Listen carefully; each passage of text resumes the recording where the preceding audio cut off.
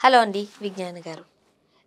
Singer 'Pravasthi' ఆరోపణల తర్వాత కీరవాణి గారికి సంబంధించి ఒక గ్రూప్ ఆఫ్ పీపుల్ ఎవరు ఉంటారో వాళ్ళు ఇంతకుముందు సింగర్ కాంపిటీషన్‌లో కీరవాణి గారు ఏం మాట్లాడారు? ఏంటి? అసలు ఏం జరిగిందని చెప్పి పాత ఎపిసోడ్స్ అన్నీ చూస్తూ ఉన్నారు.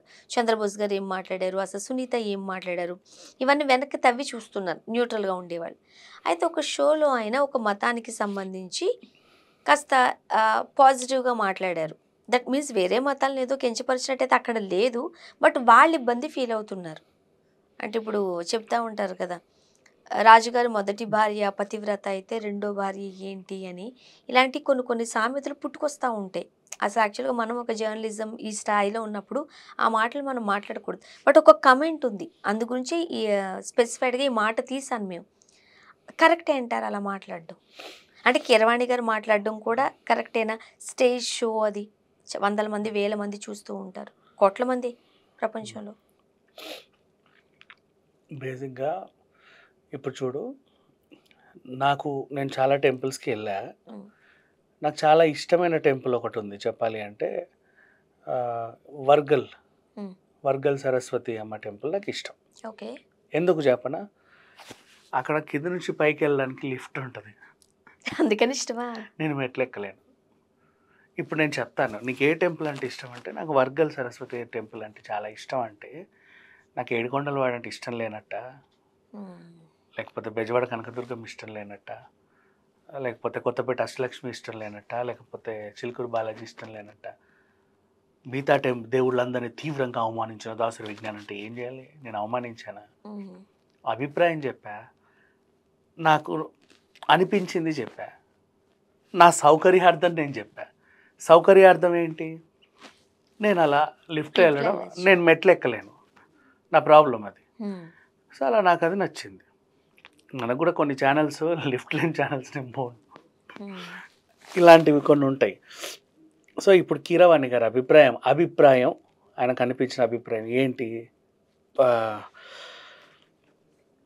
నాకు అన్ని మతాలు చాలా ఇష్టం.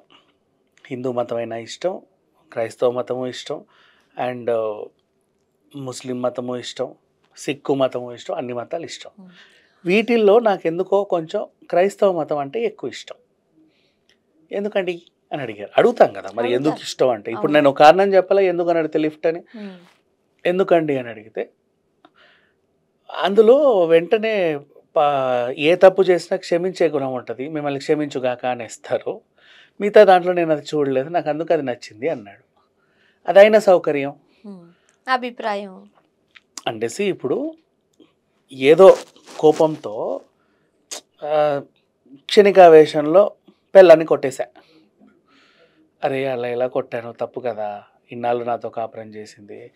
నేను తల్లడిల్లిపోయా.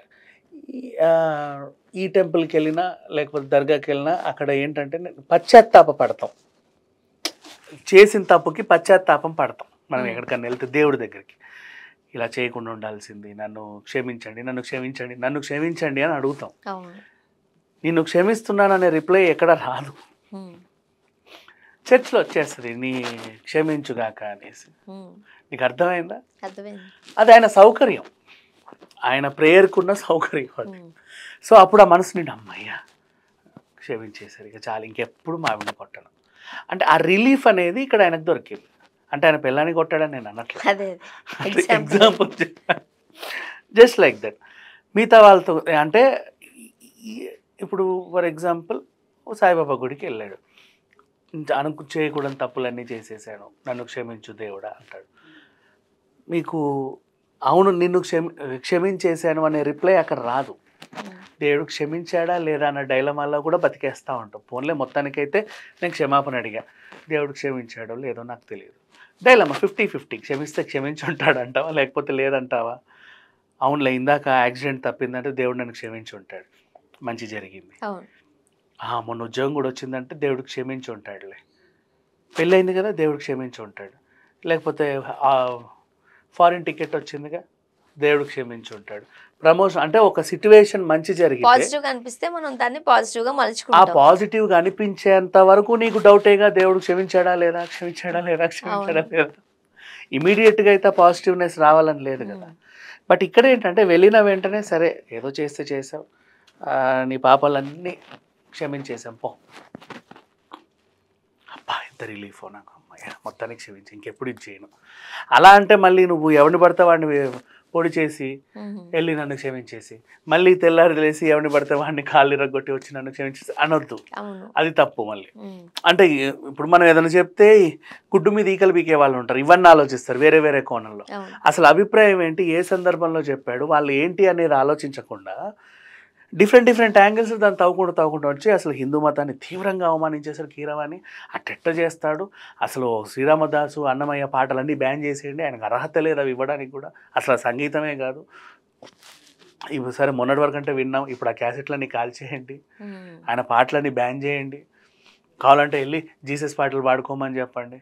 అయ్యో రామా, ఆయన ఏమి నేను వెంటనే వెళ్ళి జీసస్ మతంలో మారుతానని చెప్పలేదు, మీరందరూ కలిసి ఆ మతంలో చేరండి అని చెప్పలేదు, మత విద్వేషాలు రెచ్చగొట్టలేదు, ఏమీ అనలేదు. ఒక్కొక్కరికి ఇప్పుడు అలా అనుకుంటే హిందూస్లోని చాలా మంది దేవుళ్ళు దేవతలు ఉన్నారు.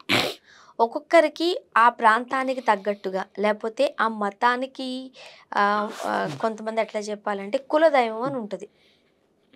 ఒక్కొక్కరికి వెంకటేశ్వర స్వామి కులదైవం, కొంతమందికి ఈశ్వరుడు కులదైవం. ఈశ్వరుడు కాబట్టి వెంకటేశ్వర స్వామి నచ్చరు అని అంటే కాదు కదా. అండ్ ఇక్కడ ఇంకొకటి కూడా ఉంటుంది, మళ్ళీ దీన్ని కాంట్రవర్షియల్ చేయొద్దు, బేసిక్గా చెప్తున్నా అంటే మనిషి మెంటాలిటీ చెప్తున్నా నేను. కొంతమంది అమ్మవారిని ఎక్కువ పూజిస్తా ఉంటారు, గ్రామ దేవతల్ని పూజిస్తారు అలా అని చెప్పి ఇంకొక దేవుడు హిందూస్లోనే తీసుకుందాం, మళ్ళీ వేరే మతం దగ్గర మనం వెళ్ళదు. ఇప్పుడు సమ్మక్క సారక్క ఉన్నారు, అక్కడ ప్రాంతం వాసులకి వాళ్ళకి వాళ్ళిద్దరంటే ఎక్కువ నమ్మకం.